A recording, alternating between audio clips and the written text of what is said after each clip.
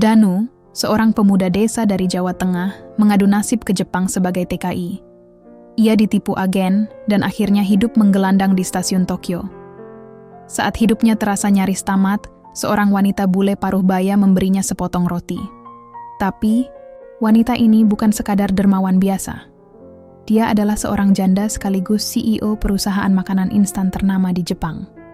Tanpa Danu tahu, pertemuan mereka akan mengubah segalanya. Dari statusnya, hidupnya, sampai hatinya. Namaku Danu. Orang desa bilang aku nekat. Keluarga bilang aku berani. Tapi jujur aja, waktu itu aku cuma pengen keluar dari kemiskinan. Aku lahir di sebuah kampung kecil di Jawa Tengah. Di kaki gunung yang udaranya masih dingin dan sawahnya panjang seperti janji-janji calon kepala desa. Ayahku tukang kayu. Ibuku penjual gorengan di SD sebelah rumah. Gaji ayah, kadang ada, kadang enggak. Hidup kami seperti sepiring nasi tanpa lauk, cukup untuk bertahan, tapi enggak pernah bikin kenyang. Mimpi, waktu SMP aku udah bantu kerja di bengkel, dan setelah lulus SMA, aku kerja jadi kernet angkot. Tapi, dari dulu aku selalu percaya satu hal. Dunia itu luas, dan aku harus bisa lihat sebagian kecilnya, meskipun lewat jendela kabin dapur. Sampai akhirnya aku ketemu sama seorang agen TKI lewat temanku. Namanya Pak Rudi.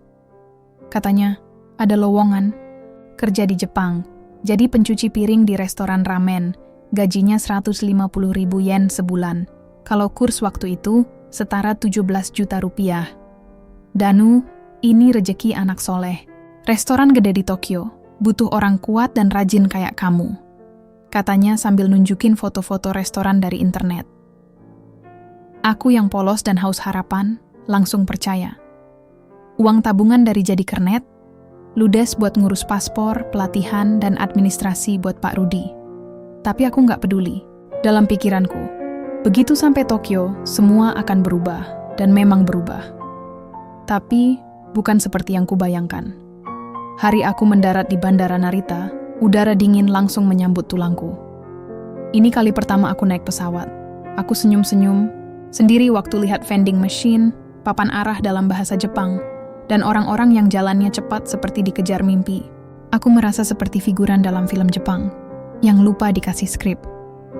Sesuai petunjuk Pak Rudi, aku harus nunggu dijemput di pintu keluar Terminal 2. Katanya, ada sopir yang bakal bawa aku ke tempat kerja. Aku tunggu, sejam, 2 jam, sampai 3 jam, tapi tak ada siapapun. Aku panik. Ku coba telepon Pak Rudi, tidak aktif. Ku tunggu 5 menit, ku telepon lagi, masih tidak aktif.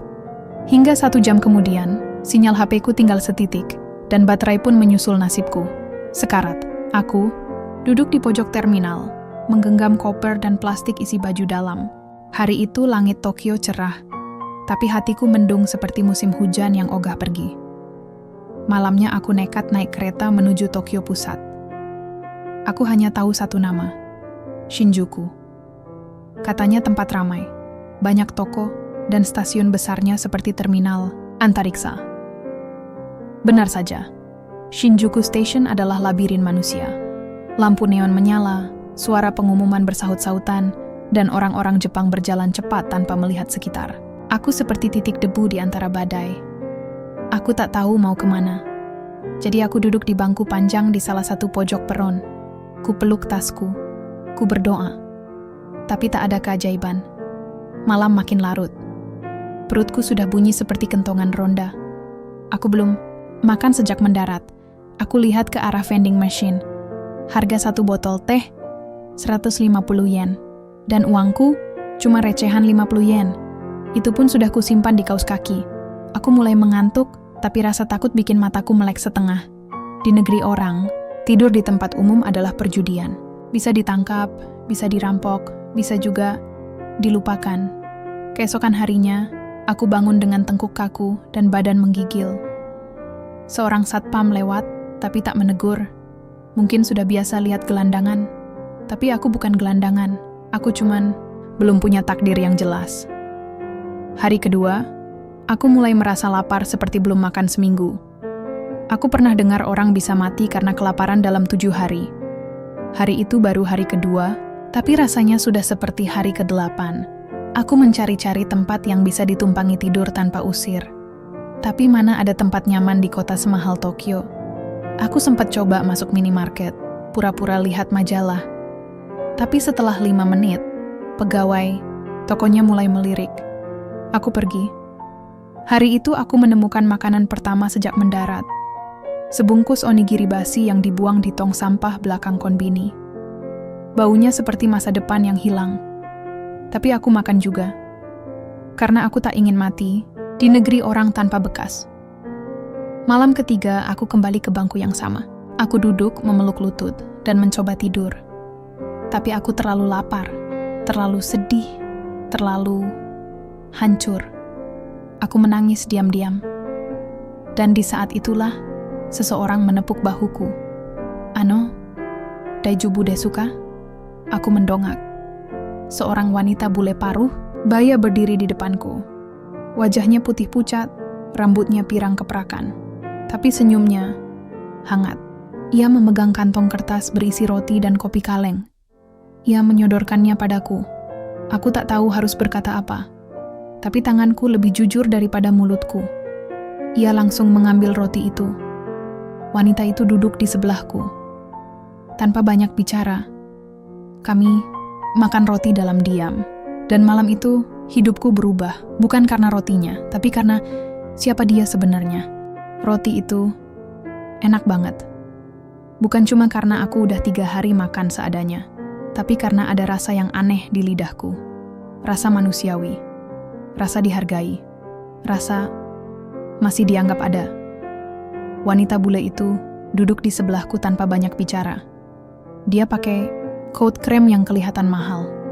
Jam tangannya elegan. Tapi yang paling menonjol adalah matanya. Bukan warna birunya, tapi tatapan hangatnya. Gak ada rasa jijik, iba, atau sok peduli seperti orang-orang yang pernah kasih recehan padaku di jalan. Dia menatapku. Seperti aku ini manusia. "Apa kamu bisa bahasa Inggris?" Tanyanya pelan. Aku mengangguk ragu. "A little." Dia tersenyum. "Name?" Aku tunjuk dada. "Danu." "Danu," ulangnya pelan. "My name is Alice." Namanya Alice. Lembut, seperti cara dia menyebutnya. Setelah itu kami sama-sama diam. Aku tak tahu harus berkata apa. Dan dia tampaknya tak ingin memaksa. Tangannya sibuk memegang kantong kertas berisi beberapa roti lain. Satu persatu ia keluarkan. Lalu memberikannya padaku.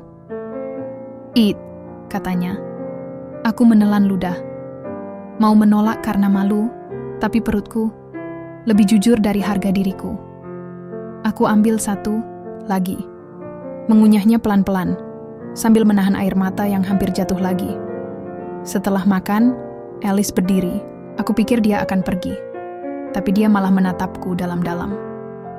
"Where do you sleep?" Aku tidak menjawab. Mataku melirik bangku panjang di belakangku. Dia menghela napas.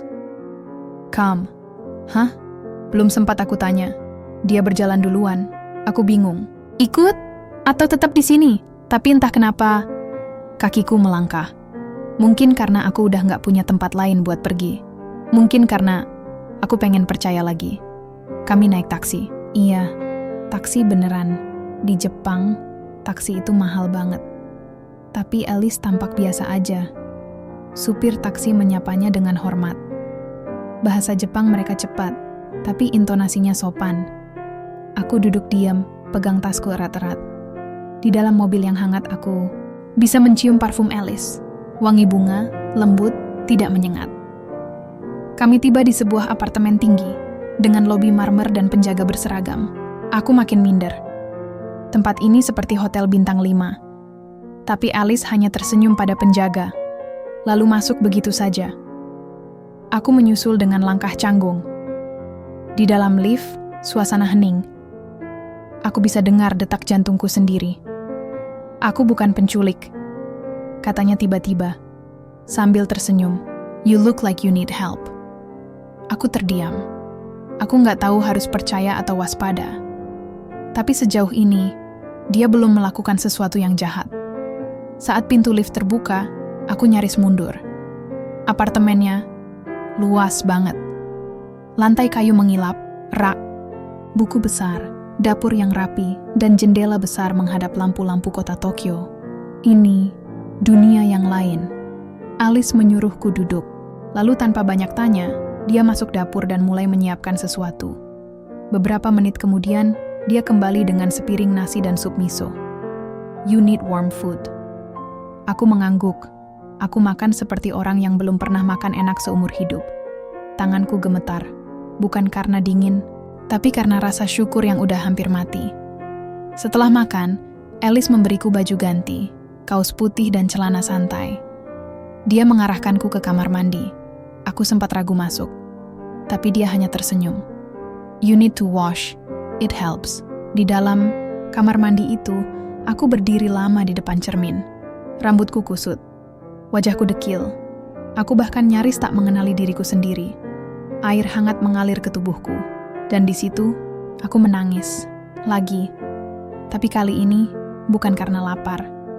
Karena baru kali ini, setelah berhari-hari, aku merasa layak hidup.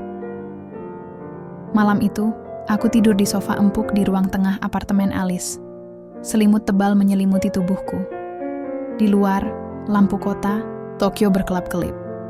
Tapi dalam diriku, rasa asing dan bingung bercampur jadi satu. Siapa sebenarnya wanita ini? Kenapa dia begitu peduli dan kenapa dia tinggal sendirian di apartemen semewah ini? Sebelum mataku menutup, aku menatap langit-langit. Dalam hati aku berbisik, Tuhan, kalau ini cobaan baru, tolong jangan terlalu cepat diakhiri. Karena untuk pertama kalinya, aku ingin tahu bagaimana rasanya diselamatkan. Pagi harinya, aku bangun bukan karena suara orang ribut atau teriakan satpam yang ngusir, tapi karena aroma roti panggang dan kopi panas yang menyusup lewat hidung. Sejujurnya, aku sempat berpikir semua yang terjadi semalam cuma mimpi. Tapi ketika aku buka mata dan melihat langit Tokyo yang masih abu-abu dari balik jendela besar itu, aku sadar. Ini nyata, aku masih di apartemen wanita bule itu. Di sofa yang lebih empuk dari kasur rumahku di kampung. Aku mendongak pelan. Alice ada di dapur. Rambutnya diikat sederhana. Dia mengenakan kemeja putih longgar dan celana linen. Ia tampak sibuk menyiapkan sarapan. Tapi begitu sadar aku sudah bangun, ia tersenyum. Morning Danu.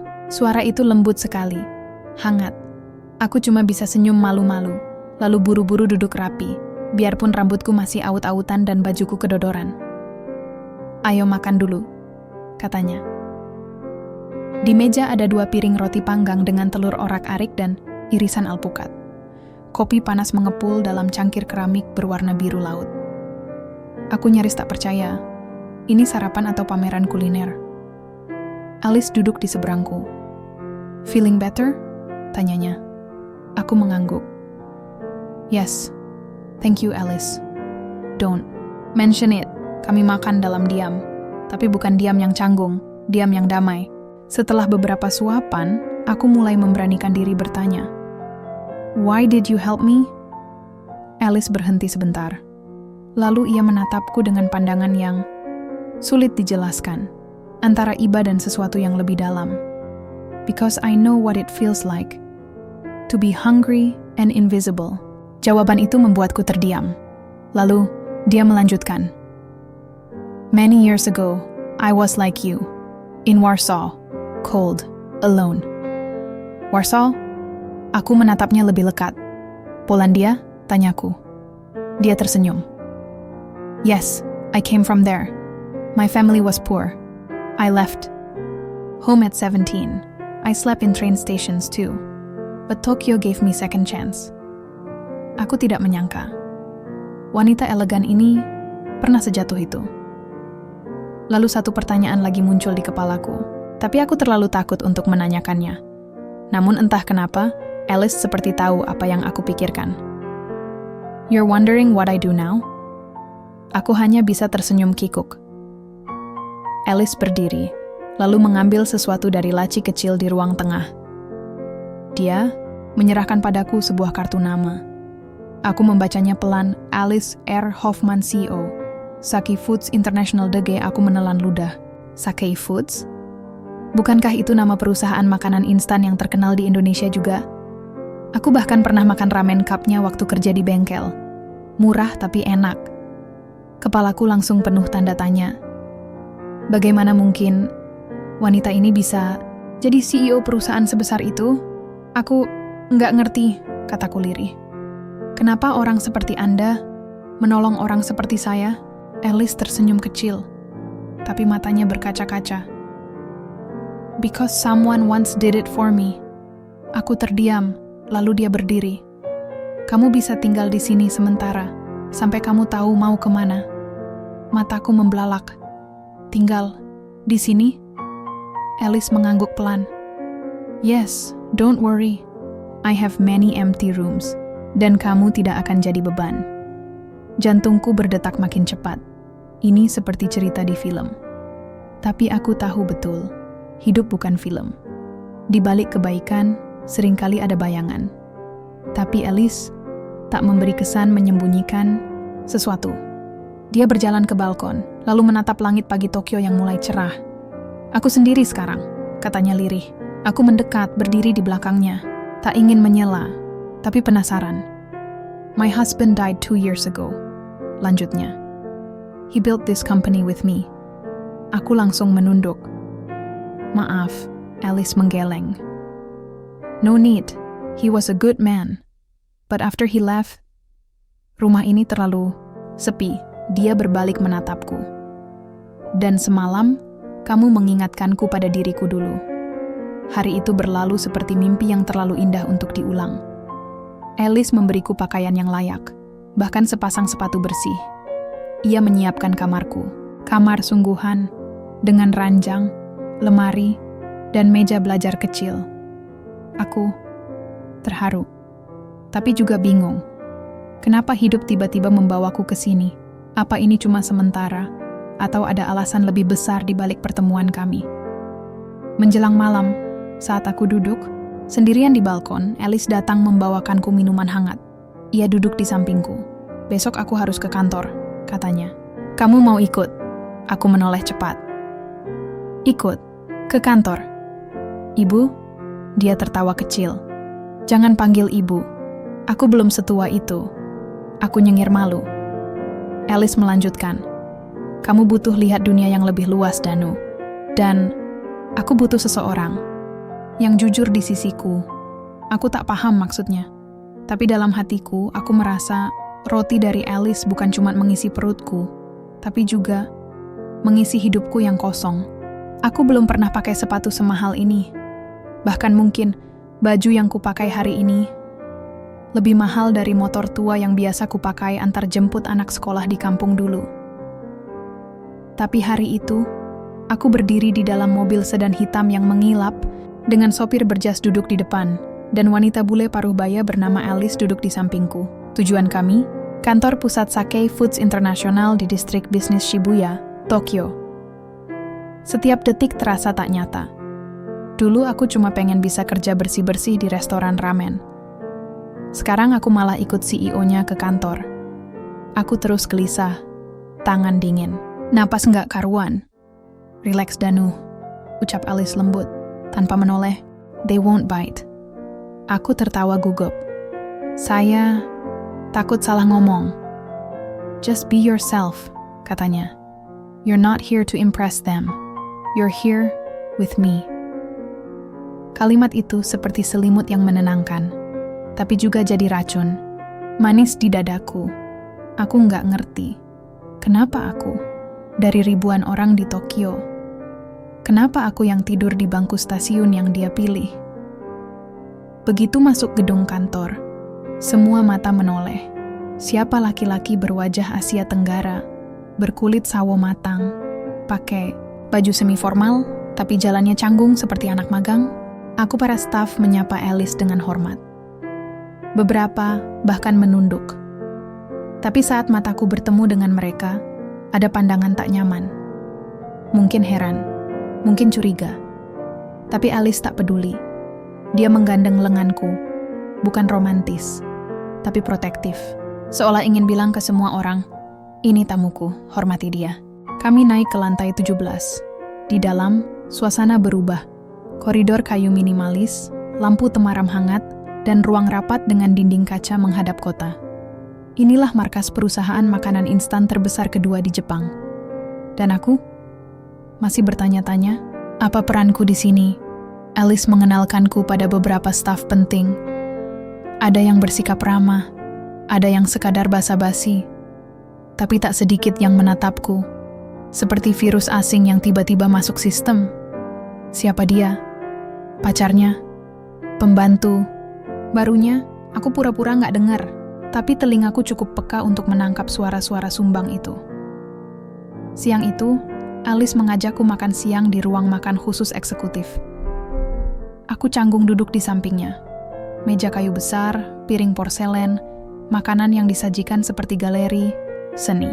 Aku cuma bisa tersenyum kikuk sambil nyuap pelan. Gimana? Tanya Alice sambil menyuap saladnya. Enak banget. Tapi saya nggak ngerti namanya. Dia tertawa pelan. It's French.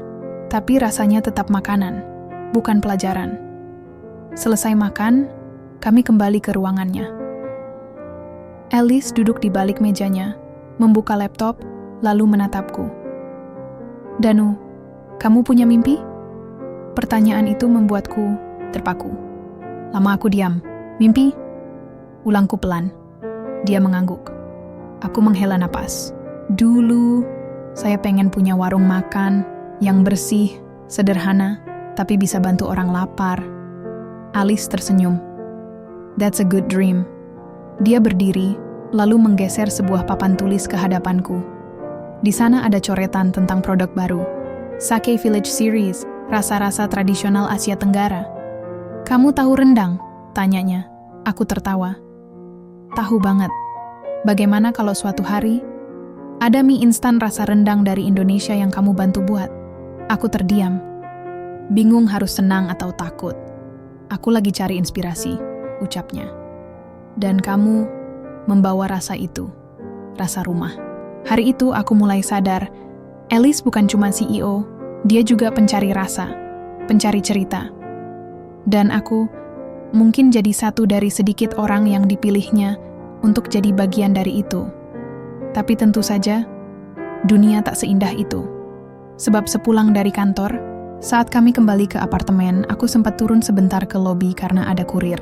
Dan di sana, 2 pegawai kantor Alice, yang tadi kulihat di ruang rapat, sedang bicara dengan bahasa Jepang cepat. Aku tak sepenuhnya paham. Tapi satu kalimat membuat kakiku lemas. Dia hanya cowok gelandangan yang dimasukin ke rumah. Apa nggak berbahaya? Mereka tak tahu aku mengerti sedikit-sedikit. Aku tersenyum kecut, menunduk. Dalam hati aku sadar, mungkin aku memang sudah keluar dari stasiun. Tapi belum tentu dunia siap menerimaku.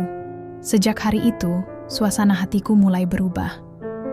Bukan karena Alice, bukan karena tempat tinggal yang mewah, tapi karena bisikan-bisikan yang kutangkap, lirih tapi tajam, dari orang-orang sekitarnya. Ada yang menganggapku gelandangan yang numpang, hidup. Ada yang menyindir Alice di belakang. Dia lagi kesepian aja, makanya bawa laki-laki dari jalanan. Senyuman mereka palsu, tatapan mereka menyelidik. Dan aku, meskipun pura-pura bodoh, bukan orang bego, aku bisa merasakannya. Di kantor aku tak lagi nyaman. Bahkan sekadar menemani Alice ke acara rapat jadi beban batin. Aku bukan siapa-siapa. Aku bukan lulusan luar negeri. Bahasa Jepangku pun masih setengah-setengah. Setiap langkahku terasa seperti salah. Bahkan napasku pun terasa berisik. Tapi Alice tetap bersikap seperti biasa. Ia tetap ramah, tetap perhatian. Bahkan makin sering mengajakku berdiskusi soal produk baru. Suatu malam, ia bahkan memintaku mencicipi 5 varian rasa mie instan yang sedang dikembangkan. Yang mana paling mengingatkanmu pada kampung? Tanyanya. Aku jawab, pelan. Yang rasa ayam kampung ini. Kuahnya kayak masakan ibu. Dia tersenyum. Then we'll call this ayam kampung Danu. Aku tercekat. Hah? Nggak usah pakai nama saya. Dia menatapku serius. Kamu inspirasi rasa ini, kamu pantas. Dapat pengakuan. Aku senyum kecil. Tapi dalam hati, aku justru makin takut. Malamnya, aku duduk sendirian di balkon. Kota Tokyo di malam hari selalu tampak megah. Tapi hati manusia kadang justru makin sepi di tengah keramaian. Alice datang, membawa 2 cangkir teh hangat. Ia duduk di sebelahku, lalu berkata pelan, "Kamu berubah, Danu. Kenapa?" Aku diam sejenak, lalu aku beranikan diri bicara. Saya merasa, "Enggak pantas, Alice. Saya ini siapa? Datang ke Jepang cuma karena ditipu. Tidur di stasiun. Sekarang tiba-tiba ada di rumah CEO. Makan makanan mahal. Ikut rapat. Bahkan dikasih nama buat produk." Alice mendengarkan tanpa menyela. Saya takut. Semuanya ini cuma mimpi. Atau jebakan. Dan saya juga takut bikin ibu. Maksud saya, bikin Alice dipandang buruk. Alice menatapku lama. Matanya seperti menelanjangi isi kepalaku. "Kamu tahu, ketika aku dan suamiku membangun Sake, orang juga bilang kami gila. Kami bukan orang Jepang. Kami bukan siapa-siapa, tapi dia pernah bilang padaku, kalau kamu terus hidup dari apa kata orang, kamu akan mati dalam pikiran mereka." Aku tertunduk. Alice melanjutkan, "Aku tak butuh kamu sempurna, Danu. Aku cuma butuh kamu jujur." Beberapa hari kemudian, gosip mulai menyebar lebih luas. Salah satu media gosip online di Jepang menulis, CEO Sake Foods terlihat bersama pria asing misterius. Siapakah dia? Karyawan? Kekasih rahasia? Atau orang jalanan yang dipungut? Foto. Kami waktu di acara peluncuran produk bocor ke publik. Komentar-komentar muncul. Dia siapa? Kenapa CEO sekelas Alice Hoffman dekat dengan orang seperti itu? PR perusahaan buruk sekali. Aku langsung membeku saat membaca berita itu di layar ponsel yang dipinjamkan Alice. Tanganku gemetar. Rasa malu seperti tsunami menyapu diriku. Dan lebih buruk lagi, di hari yang sama, Dewan Direksi memanggil Alice untuk rapat tertutup. Aku tak diajak. Alice keluar dari ruangan 1 jam kemudian dengan wajah kaku. Di mobil, ia diam. Dan aku terlalu takut bertanya. Di apartemen malam itu, aku memberanikan diri bicara. "Alice, mungkin sudah waktunya saya pergi." Dia menoleh pelan. "Pergi kemana?" "Entah. Mungkin ke Osaka. Atau pulang ke Indonesia." "Apa kamu marah padaku?" "Tidak. Justru sebaliknya. Terlalu banyak yang sudah Alice lakukan buat saya. Tapi saya tidak ingin jadi alasan Alice kehilangan reputasi atau posisinya." Alice menatapku. Matanya merah. Tapi ia tahan air matanya. "Kalau kamu pergi, kamu bukan lagi orang yang kutemukan di stasiun dulu. Tapi kamu jadi orang yang menyerah sebelum diuji." Aku tak bisa jawab. Karena malam itu, aku benar-benar tak tahu. Apakah aku harus bertahan dalam rasa minder yang membunuh pelan-pelan, atau pergi, meski tak punya tempat untuk pulang. Aku pergi malam itu juga, tanpa pesan, tanpa pamit. Kupikir itu cara terbaik. Bukankah begitu biasanya pria-pria dalam film-film ketika mereka merasa tak pantas? Aku tinggalkan pakaian, sepatu mahal, bahkan kartu akses apartemen. Yang kubawa hanya tas kecil dan selembar uang sisa dari pemberian Alice. Cukup untuk 2 hari hidup hemat di kota sebesar Tokyo. Aku tak tahu tujuan pasti, tapi tubuhku membawa langkah ke stasiun Shinjuku. Tempat semua ini bermula. Tempat aku dulu mengira hidupku akan hancur. Dan sekarang, mungkin juga tempat aku bisa menghancurkan diriku sendiri. Dengan tenang. Kursi panjang di pojok peron masih ada. Tapi kali ini, dinginnya lebih menusuk. Bukan karena udara, tapi karena aku sadar. Aku memilih untuk kehilangan satu-satunya orang yang benar-benar melihatku sebagai manusia. Keesokan paginya, aku terbangun karena suara sepatu hak tinggi yang terburu-buru. Kupikir itu mimpi. Tapi ketika aku membuka mata, aku melihat Alice berdiri di depanku. Masih mengenakan mantel kremnya. Rambutnya berantakan. Nafasnya ngos-ngosan, matanya biasanya tenang dan elegan. Kali ini berkaca-kaca. "Kamu pikir aku nggak bisa menemukanmu di tempat pertama kita bertemu?" Aku terdiam. Jantungku berdetak kencang. Alice duduk di sampingku. "Danu, kamu bukan peliharaan. bukan boneka proyek sosial. Kamu adalah alasan kenapa aku percaya. Hidup selalu punya kejutan. Aku ingin bicara, tapi lidahku keluh. Alice menatap jauh ke arah rel. Kamu tahu, aku lahir dari keluarga yang hancur. Ayahku penjudi. Ibuku kabur dengan laki-laki lain saat aku umur 10. Aku hidup di jalanan Warsawa, bertahan dari sisa roti basi di pasar. Aku menoleh pelan. Tak pernah sekalipun ia menceritakan ini sebelumnya. Usia 17, aku kabur ke Jerman.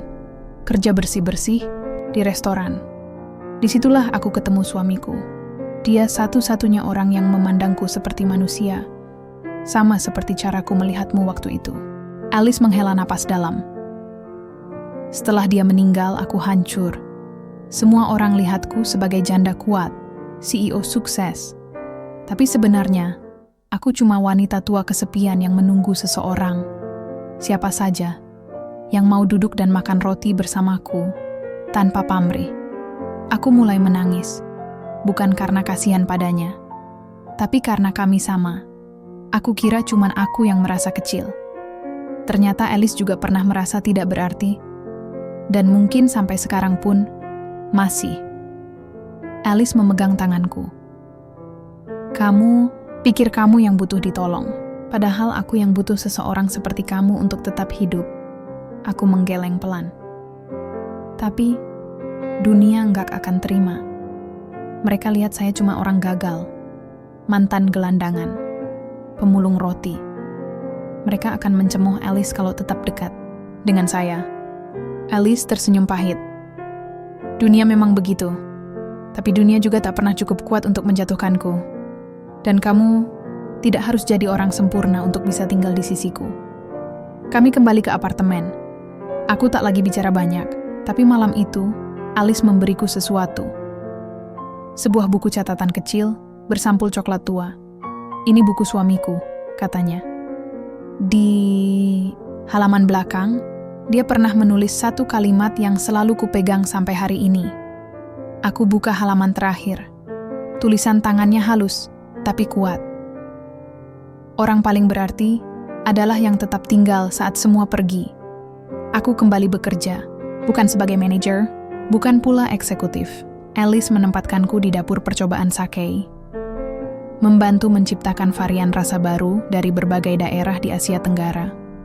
Aku belajar tentang bumbu, tekstur, bahkan seni menyusun rasa. Tim dapur awalnya ragu menerimaku, tapi pelan-pelan mereka mulai paham. Aku bukan musuh. Aku cuman manusia yang sedang tumbuh. Dan Alice, ia tak pernah lagi peduli pada komentar orang. Satu-satunya hal yang ia perhatikan adalah apakah aku masih duduk di kursi ruang makannya tiap pagi menyambut roti panggang dan secangkir kopi. Saat kamu pikir badai sudah reda, kadang angin justru bertiup lebih kencang. Hari-hari setelah aku kembali ke apartemen Alice terasa damai. Tapi di balik itu semua, awan hitam mulai berkumpul. Media gosip Jepang makin brutal. Tajuk-tajuk headline makin tak masuk akal. Janda kaya asal Polandia diduga punya petualang gelap dari Indonesia. Sake Foods terkait skandal internal CEO dan imigran tak jelas. Dan puncaknya, salah satu investor besar dari Amerika mengancam menarik dana. Aku mengetahuinya bukan dari Alice, tapi dari bisikan-bisikan di kantor yang kian hari kian nyaring. Suatu sore, aku duduk sendirian di pantry saat salah satu karyawan senior mendekat. Dia bicara tanpa menatapku. Kamu tahu nggak, gara-gara kamu, 2 kontrak ekspor ditunda? Aku diam. Kami kerja mati-matian bertahun-tahun bangun reputasi. Kamu datang 2 bulan langsung bikin gonjang-ganjing. Aku tidak membalas. Karena aku pun tak punya pembelaan. Yang ku tahu, kehadiranku membawa gelombang ke tempat yang seharusnya tenang. Malam harinya, Alice pulang lebih larut dari biasanya. Wajahnya tegang. Ia duduk di meja makan tanpa bicara. Lalu berkata pelan, "Dewan direksi minta aku mundur, aku tercekat." "Apa?" Mereka bilang, "Image perusahaan rusak. Beberapa klien besar juga mulai ragu." Aku berdiri. "Tidak, Alice, Jangan karena saya. Aku sudah siap, katanya, memotongku. Perusahaan ini dibangun bersamaku, tapi hidupku tidak bisa dibangun. Dari ketakutan orang, dia menatapku dalam. Kalau aku tetap jadi CEO tapi kehilangan diriku sendiri, lalu untuk apa semuanya? Aku menunduk. Mataku panas. Aku nggak pantas, Alice. Aku cuma anak kampung. Yang kamu pertahankan ini bukan orang besar. Aku cuma seseorang yang kamu temukan, kelaparan di stasiun. Alice berdiri, mendekatiku. Justru itu, Danu. Kamu membuatku ingat kenapa aku memulai semua ini. Aku dulu juga orang biasa, tapi orang biasa pun berhak punya tempat di dunia. Beberapa hari kemudian, konferensi pers diadakan. Wartawan menyerbu dengan pertanyaan tajam. Apakah benar hubungan pribadi Anda mempengaruhi reputasi Sake Foods? Apa benar pria Indonesia itu hidup bersama Anda? Apakah ini bentuk eksploitasi imigran? Alice menatap lurus ke arah kamera, lalu menjawab, nama pria itu Danu, dan saya tidak menyelamatkannya. Dia yang menyelamatkan saya. Dia mengingatkan saya tentang nilai sederhana yang telah dilupakan dunia. Kebaikan, ketulusan, dan rasa. Ruang itu hening. Tak ada yang menyangka jawaban sejujur itu keluar dari seorang CEO. Dan setelahnya, Alice mundur dari jabatannya. Beberapa minggu berlalu, kami pindah ke rumah kecil di luar Tokyo. Bukan apartemen mewah, tapi cukup untuk 2 orang dan 1 dapur sederhana. Alice tak lagi bekerja di kantor pusat, tapi ia mendirikan lini produk baru bersama tim kecil. Tangan Rasa. Produk makanan rumahan berbasis resep tradisional Asia Tenggara. Aku jadi koki utamanya, bukan chef dengan topi tinggi, tapi koki yang tahu betapa rasa bisa menyelamatkan hidup seseorang. Satu hari, setelah memasak batch pertama produk, aku duduk berdua dengan Alice di teras kecil rumah kami. Dia menatap senja. Kalau waktu bisa diulang, kamu akan tetap tidur di stasiun waktu itu? Aku tersenyum. Kalau aku tahu di bangku stasiun itu aku akan ketemu kamu, mungkin aku sengaja datang lebih awal. Alice tertawa kecil, tapi matanya berkaca-kaca. Dunia mungkin mengutuk kita, ujarnya pelan. Tapi aku akan selalu memilihmu. Setiap hari, aku genggam tangannya. Dan aku akan selalu bangun setiap pagi. Berterima kasih karena kamu yang temukan aku saat aku bahkan tak sanggup mencari diriku sendiri. Di pagi hari yang tenang, aroma kaldu dari dapur kecil kami menyusup ke seluruh ruangan. Panci di atas kompor mendidih pelan. Di dalamnya, racikan resep warisan ibuku, sup bening ayam kampung, dengan irisan daun bawang dan bawang goreng buatan sendiri. Alice duduk di meja makan sambil membaca catatan pesanan dari pelanggan online kami. Tak lagi pakai jas CEO, tapi kaos longgar dan celemek berwarna krem. Rambutnya diikat asal. Tapi bagiku, tak pernah ada momen di mana dia terlihat secantik ini. Ada pesanan dari Osaka. 7 box, katanya sambil tersenyum bangga. Aku mengangguk. 7 box? Kita bisa beli kipas angin baru dong. Kami tertawa. Bukan tawa orang kaya, tapi tawa 2 orang yang dulu pernah kehilangan semuanya. Dan kini membangun ulang hidup dari dapur kecil dan cita rasa yang jujur. Produk tangan. Rasa perlahan mulai dikenal. Awalnya cuma dari mulut ke mulut, lalu ditulis di blog makanan lokal, sampai akhirnya masuk segmen kecil di TV komunitas Jepang. Bukan berita heboh, tapi cukup untuk membuat kami sibuk, dan cukup untuk membuat kami merasa berarti. Tiap malam, kami duduk berdua di teras kecil, membicarakan menu besok, kadang bertengkar soal bumbu, lalu tertawa dan berdamai dengan sepiring roti panggang. Roti simbol sederhana yang dulu menghubungkan 2 orang dari dunia yang berbeda. Aku, pemuda dari desa kecil di Indonesia, dan Alice, janda CEO dari Eropa Timur yang kehilangan arah. 1 potong roti, dan hidup kami berubah total. Suatu malam, aku memberanikan diri bertanya, Alice, kamu pernah nyesel nggak ketemu aku di stasiun dulu? Alice memandangku dengan mata jernihnya. Kalau aku nggak menepuk bahumu waktu itu, mungkin aku masih duduk sendirian tiap malam, memandangi dapur yang sunyi. Aku tersenyum. Tapi kemudian, berkata pelan, aku juga nyaris nggak bangun pagi itu. Waktu itu aku pikir, mungkin lebih baik aku nggak ada. Alice menggenggam tanganku erat. Kalau kamu nggak ada, siapa lagi yang bisa bikin rasa ayam kampung seenak ini? Kami tertawa, tapi aku tahu, di balik canda itu, ada luka yang perlahan sembuh. Luka tentang harga diri, tentang kehilangan, tentang dunia yang kadang terlalu kejam untuk orang-orang yang cuma ingin hidup sederhana. Beberapa bulan kemudian, saat festival makanan lokal digelar di Tokyo, kami buka booth kecil. Tenda kami sempit, tapi antreannya panjang. Banyak yang penasaran. Siapa di balik rasa-rasa unik dari Asia Tenggara ini? Seorang reporter muda mewawancaraiku. Kenapa Anda menamai merek ini Tangan Rasa? Aku tersenyum, lalu menjawab, karena rasa tidak datang dari dapur mahal atau bumbu impor.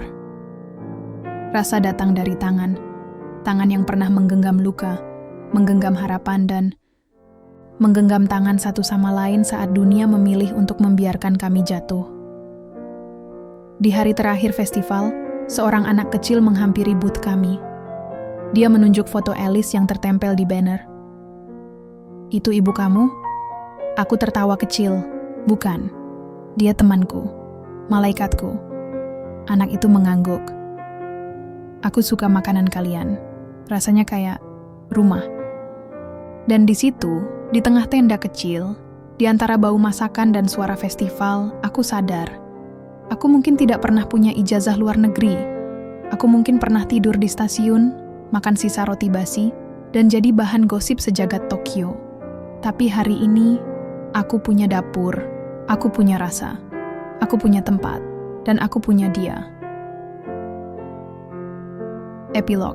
Suatu malam, kami duduk berdua. Alice menyodorkan 2 potong roti panggang dan secangkir teh hangat. Dia berkata, kita bisa buka cabang di Jakarta. Apa kamu siap pulang? Aku mengangguk. Pelan. Siap. Tapi kali ini, bukan sebagai pelarian. Alice menatapku penuh makna. Tapi sebagai pemilik rasa, aku tersenyum. Sebagai orang yang pernah tidur di stasiun dan bangun dengan takdir baru. Tamat